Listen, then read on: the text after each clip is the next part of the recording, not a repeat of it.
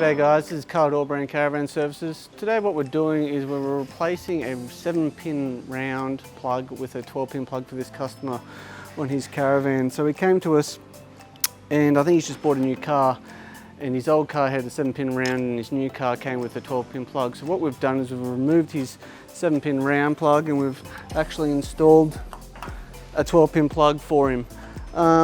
Just a quick some advice in relation to these 12-pin plugs. You'll find that you sometimes over time you'll need to split these pins.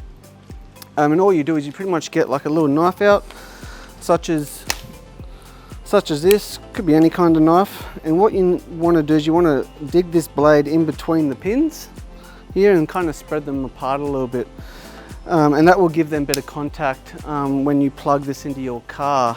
The main reason for doing that is that sometimes when the pins are closed, they won't get a good connection inside your car, and what that can cause is a heat spot in your plug, and that will eventually burn these plugs out if you don't have a good connection. So it might be rattling in the car there, not a good connection, and it will create a heat spot. So it's pretty important every time you go for a trip or a drive or a holiday, just before you go, just make sure you get a little knife and dig them in between those pins, and that way you'll get a good connection when you plug it into your caravan. Same thing with your 7-pin plugs, exactly the same thing. But yeah, just a quick advice on those. So if you have any comments, just leave them in the comments below, or if you have any questions, just give us a call. Thanks.